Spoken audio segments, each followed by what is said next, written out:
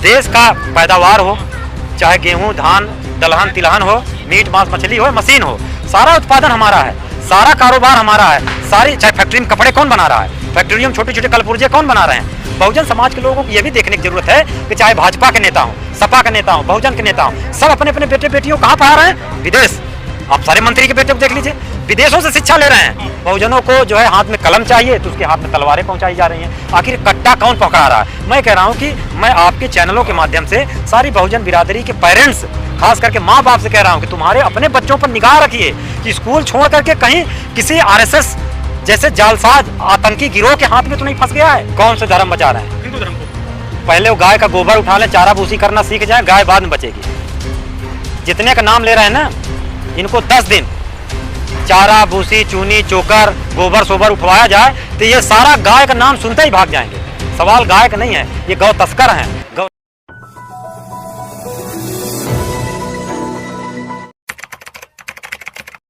देखो, अब यादव हूँ मैं, इसमें मेरा कोई कसबस नहीं था।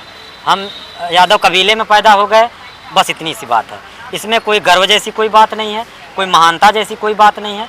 लेकिन कोई यादव नाम ले करके या यादवों के सरनेम को ले करके दंगा फसाद की बात कर रहा है, ऐसे दंगाई फसाई लोगों से हम लोगों का कोई वास्ता नहीं है। और जहाँ तक आप जिनका नाम लिए, ये उकसाए हुए लोग हैं, ये ऐसे लोग हैं जिनको जो विचारधारा से शून्य है, अनएम्प्लॉयड मास हैं, रोजी रोजगार है नहीं, खाने को इनके घर में है नहीं। तो आरएसएस के लोगों ने कुछ लालच दे करके, प्रलोभन दे करके, कुछ हरामखोर पंडों के चक्कर में पड़ करके जो गौरक्षा के नाम पर जो है लोगों की नरसंहार कर रहे हैं, तो ये बहके हुए लोग हैं, सिरफिरे लोग हैं। इनका अपना जाति बिरादरी से भी कोई लेना देना नहीं। पोस्टर बॉय बन गए हैं सर वो। पोस्टर बॉय कौन बनाया हुआ है? किसी यादवों ने, कबीले ने नहीं बनाया है। किसी यादव महासभा के तो पोस्टर बॉय नहीं है वो, या किसी भी दूसरे समाज के जो लोग दंगा फसाद में हैं, इवन जाटव समाज के हों, लोध समाज के हों, गुर्जर समाज के हों, जाट समाज के लोग हों। जाट अधिवेशनों में तो उनके पोस्टर नहीं हैं, उनमें तो चौधरी चरण सिंह हैं, उसमें से बाबा टिकैत का नाम है।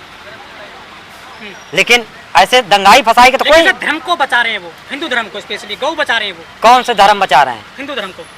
पहले वो गाय का गोबर उठा लें, चारा भूसी करना सीख जाए, गाय बाद में बचेगी। जितने का नाम ले रहे हैं ना, इनको 10 दिन चारा भूसी, चूनी, चोकर, गोबर सोबर उठवाया जाए तो ये सारा गाय का नाम सुनते ही भाग जाएंगे। सवाल गाय का नहीं है, ये गौ तस्कर हैं, गौ रक्षक के नाम पर गौ तस्कर हैं।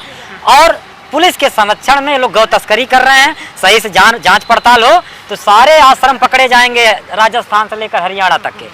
ये गौ तस्करों के हाथ में 2 राज्यों की पुलिस नहीं पकड़ पाई है मोनू मानेसर यादव को। इसीलिए तो ये सत्ता संरक्षण द्वारा हो रहा। अभी आए थे राकेश टिकैत साहब, कहे कि भाई जब राजा की ही इच्छा है कि दंगा हो, जब मुखिया की ही इच्छा है कि दंगा हो, फसाद हो, गौरक्षा के नाम पर लिंचिंग हो, मारे जाएं लोग, जब उसकी इच्छा है तो उसी की पुलिस है, उसी की अदालत है तो सब स्टेट मशीनरी ना है, तो सब राज्य की ही संस्थान है।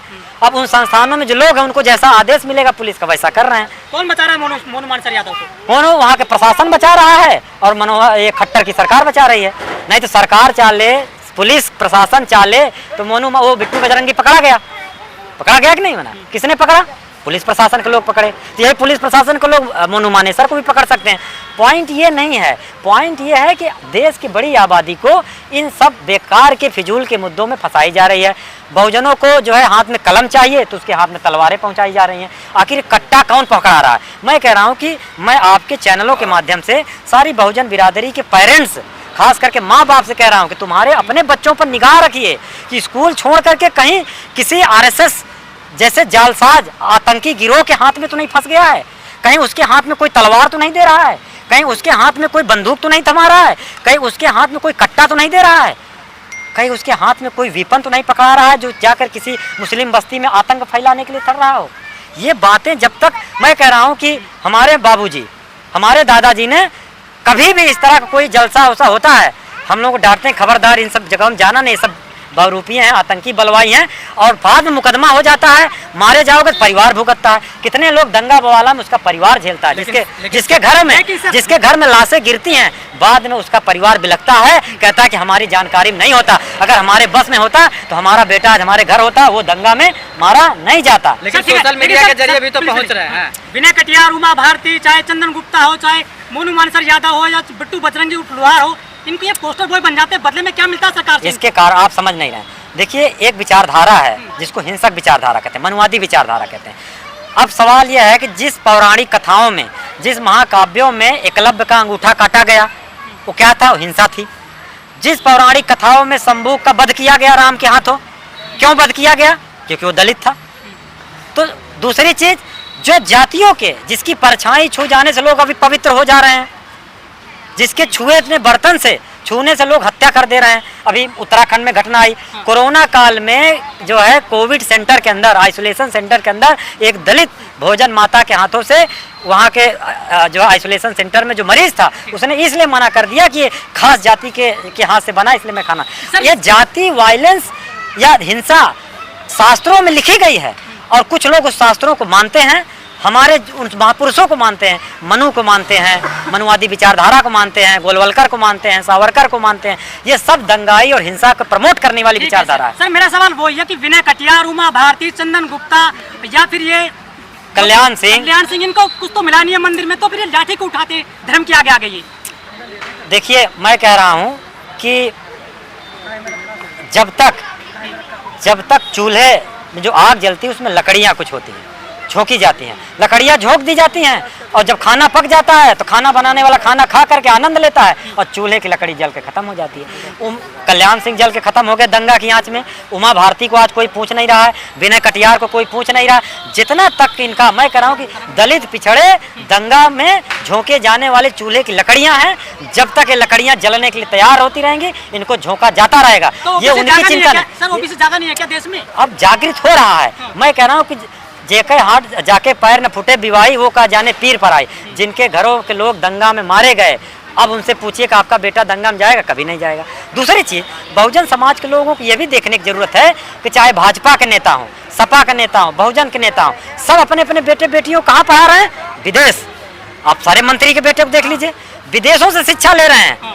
और आप आज़ादी के नेताओं को देख लीजिए, बाबा साहब विदेश से पढ़कर आए थे, लोहिया साहब विदेश से पढ़कर आए थे, जेपी साहब विदेश से पढ़कर आए थे, गांधी साहब विदेश से पढ़कर आए थे, नेहरू साहब विदेश से पढ़कर आए थे। सबने विदेश में पढ़ा, तो नेताओं ने भी, कभी कोई नेता नहीं कहता कि तुम्हारा बेटा भी विदेश जाके पढ़े, अपना बेटा विदेश पहुंचाए। मैं कहने का मतलब यह है कि बहुजन समाज के लोग अपने नेताओं से ये क्यों नहीं सीखते कि अखिलेश जी विदेश पढ़कर आए, जयंत जी, बाकी सारे लोग जब अपने बच्चों को विदेश में, अपने नेताओं से ये क्यों नहीं सीखते हो?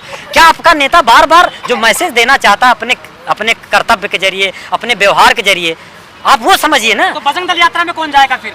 नहीं, अब यही तो है, आपका नेता कह रहा है कि बच्चों को विदेश पढ़ने भेज। आप अपने नेता से नहीं सीख पा रहे हो, आप किसी बहुरूपिये से सीख रहे हो। इसलिए बहुरूपिये ने सिखा दिया, इसलिए आप लेकर चल दिए कांवड़, बहुरूपिये ने सिखा दिया, लेकर चल दिए तलवार।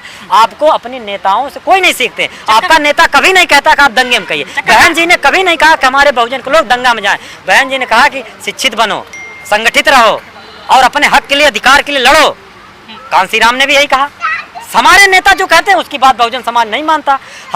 जितने हरामखोर दंगाई बलवाई हैं, जो हराम के पैसे पर, हमारे श्रम पर, खेत से लेकर फैक्ट्रियों तक कपड़ा, ओढ़ना, लत्ता, नून, तेल सब हम पैदा करें, मीट, मांस, मछली सब हम पैदा कर रहे हैं, उन पर पलने वाले लोग उनकी बातों में बहक रहे हैं। और हमारे नेता जो आपको संदेश देना चाहते हैं, आप उनके संदेशों को। चक्कर पानी कह रहे हैं कि चंद्रमा को हिंदू राष्ट्र घोषित कर दीजिए, धरती से आसमान तक हिंदू राष्ट्र हो रहा है देश।